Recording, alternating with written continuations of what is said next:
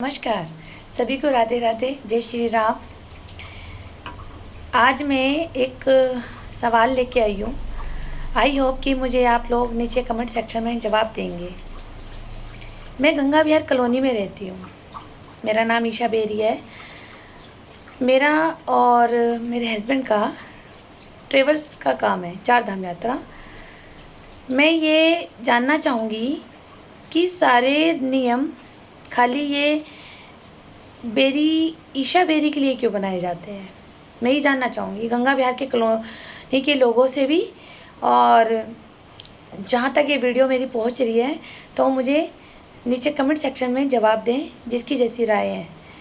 मैं गंगा विहार कॉलोनी में रहती हूँ और मेरा यहाँ पर एक ट्रेवल्स का ऑफिस है जो चार धाम यात्रा के लिए ही बनाया गया हुआ है स्पेशल। 12 महीने का तो कोई काम है ही नहीं, ये आम जनता भी जानती है हरिद्वार की। तो मैं ये जानना चाहूँगी कि सारे नियम अगर हमारे लिए बनाए जाते हैं क्यों। हमारे लिए ये कहा जाता है कि यहाँ गाड़ी नहीं खड़ी होएगी, इस कॉलोनी में ड्राइवर लोग भाई नहीं आएंगे क्योंकि ये इन लोगों को शायद इनसिक्योरिटी है। क्यों, एक बार बताएं, क्या गंगा विहार कॉलोनी में खाली मकान ही है, खाली घर ही है? क्या होटल नहीं है, धर्मशालाएं नहीं है, गेस्ट हाउस नहीं है? क्या नहीं है यहाँ पर?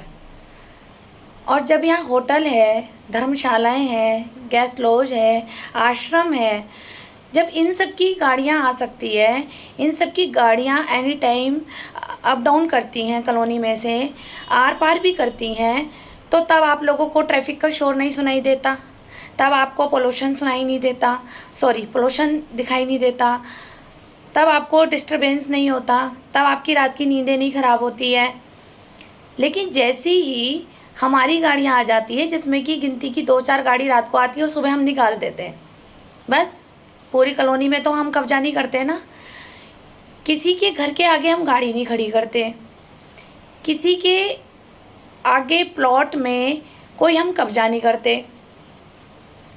तो आप लोगों को, खासकर गंगा विहार के लोगों को क्या दिक्कत है?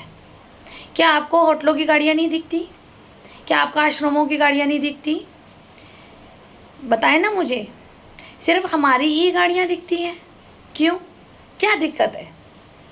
मैं दिक्कत ही तो जानना चाहती हूँ, ताकि हम उस दिक्कत को बैठ करके समाधान करें आपस में। आपको कोई दिक्कत है तो आप मुझसे मिलें या नीचे कमेंट सेक्शन में डालें। आपको दिक्कत भी है, बताते भी नहीं है, बताएं ना क्या दिक्कत है। सारे नियम कायदे कानून वो सिर्फ हमारे लिए ही बनाए जा रहे हैं कॉलोनी में। क्यों? अभी कुछ साल पहले कुछ लोगों ने अपने घर के बाहर लगा लिया था कि यहाँ गाड़ी धोना मना है। तो मैं उस आम जनता से जानना चाहूँगी, क्या हमने तुम्हारे घर के आगे गाड़ियाँ धुलवाई हैं कभी? मेरे घर के नीचे ऑलरेडी एक नलका लगा हुआ है और मैं अपने ही पानी से, अपने ही मोटर के पानी से, अपने बिल से ही ये गाड़ियाँ धोई जाती है। तो ये लगा दिया जाता है कि गाड़ी ना धोएं, यहाँ गंदगी फैलती है। आपको और गंदगी नहीं दिखती? यहाँ इतना बड़ा नाला है, जो नाला ब्लॉकेज हो जाता है, जो बरसातों में पानी ओवरफ्लो हो जाता है, ये गंदगी आपको नहीं दिखती? यहाँ पे एक नगर पालिका के द्वारा सफाई पर ध्यान नहीं दिया जाता। यहाँ इतनी गंदगी और मच्छर हो रहे हैं, जगह जगह नाली ब्लॉकेज हो रही है, तो यहाँ पे ये गंदगी नहीं दिखती? यहाँ कूड़े के ढेर लगे रहते हैं कुछ खाली प्लाटों में, तो ये आपको गंदगी नहीं दिखती? सिर्फ ये गंदगी दिखती है कि हमारी 1 महीने के लिए क्या गाड़ियाँ आ जाती हैं, तो आप लोगों को परेशानियाँ हो जाती है। तो मैं परेशानी जानना चाहूँगी आपसे। देखिए, अगर कोई परेशानी है तो मिलके समाधान करेंगे ना उसका। आप परेशानी हमें बताएं, हम उस परेशानी को सॉल्व करें। मुझे तो नहीं लगता कि आज तक हमने इतने साल से किसी को कष्ट में डाला हो, किसी को परेशानी में डाला हो, या हमने डाला हो, हमारे यात्री ने डाला हो, या फिर हमारे जो ड्राइवर लोग भाई आते हैं तो उन्होंने डाला हो। किसी को समस्या में डाला है तो बताएं। आप सिर्फ हमारी गाड़ियाँ देखते हैं और किसी की आपको गाड़ियाँ नहीं दिखती। आपको HR नंबर नहीं दिखता, आपको RJ नंबर नहीं दिखता, आपको UK नंबर नहीं दिखता, आपको UP नंबर नहीं दिखता, सिर्फ आपको PV नंबर दिखता है। बस जैसी PV नंबर ने एंट्री मारी गंगा विहार में तो आप लोगों के नींदें उड़ जाती है। अरे इनका तो काम चालू होने वाला है। क्यों बताइए ना। आप हमारे को ना दबा करके हमें यहाँ से भगा सकते हो कॉलोनी से, लेकिन आप मेरा मुकद्दर और नसीब नहीं छीन सकते।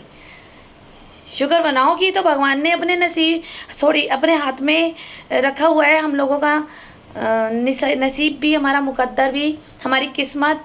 ठीक है, तो नहीं तो आप तो वो भी छीनने में आगे रहते। और मैं आपको एक बात बताती हूँ, गंगा विहार के लोगों में पता नहीं क्या प्रॉब्लम है या और भी जो दिक्कत है मैं तो बोलूँगी ना, क्योंकि पूरे इस गंगा विहार कॉलोनी में एक पूरे हिंदू हैं यहाँ और एक मैं यहाँ मुसलमान हूँ, जो मुझसे दिक्कत उठती है सबको। तो मैं दिक्कत ही तो जानना चाह रही हूँ, दिक्कत क्या है मुझसे बताइए। मैं किसी के ना 3 में हूँ ना 13 में हूँ।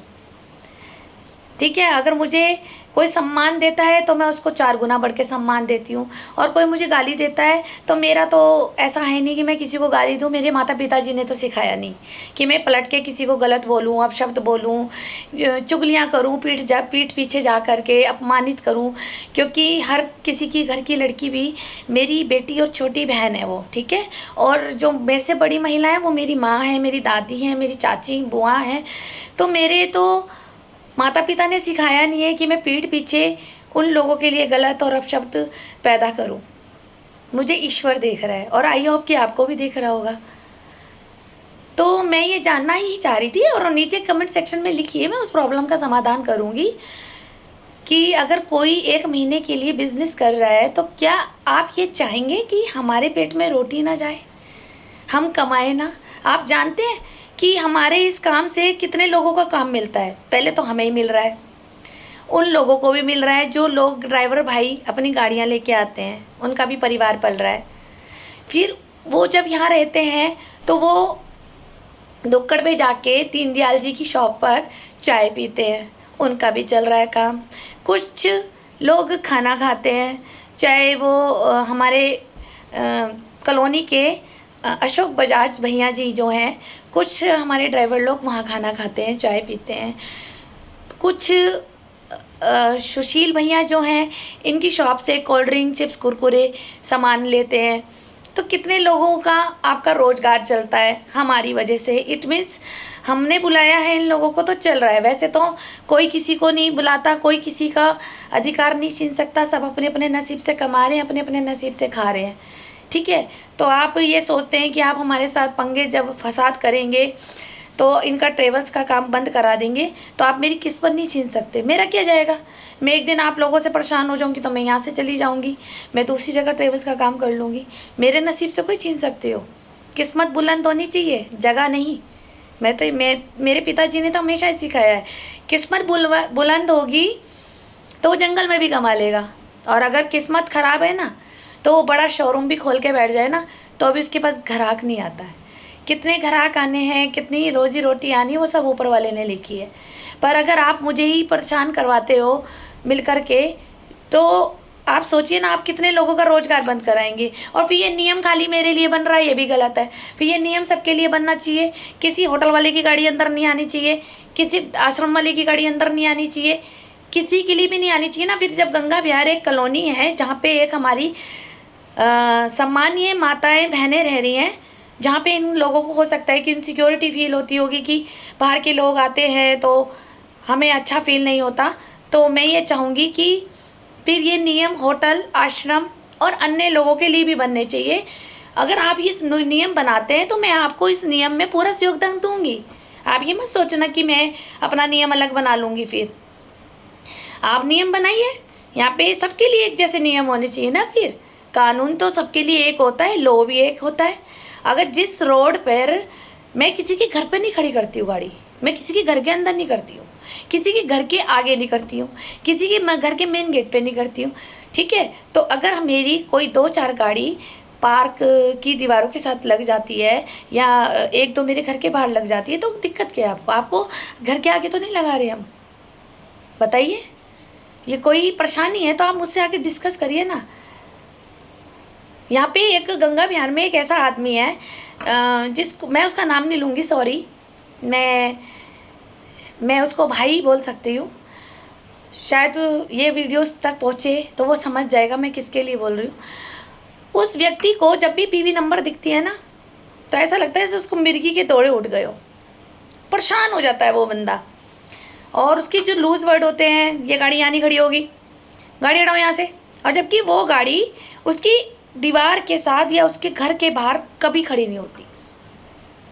एक सेकंड के लिए अगर कोई बाहर से ड्राइवर आया या कोई यात्री आया, उसने वहाँ लगाई, पेमेंट का लेन देन हुआ और वो चल दिया, ये नॉर्मल हो सकता है, एक दो बार हुआ भी होगा, लेकिन उसके बाद हम कभी भी उसकी दीवार के बाहर या फिर उसके घर के बाहर कभी गाड़ी नहीं खड़ी करते। मैं ये सरकार से चाहती हूँ कि ये नियम अच्छा बनाया जाए, या तो नियम सबके लिए बनाया जाए, पूरे उत्तराखंड के लिए, या फिर मेरे नियम है तो मैं अपनी मर्यादा में, अपनी लिमिट में, मुझे ये कानून पता है कि किसी के घर के आगे मैं गाड़ी नहीं खड़ी कर सकती, ये कानून मैं जानती हूँ, ठीक है।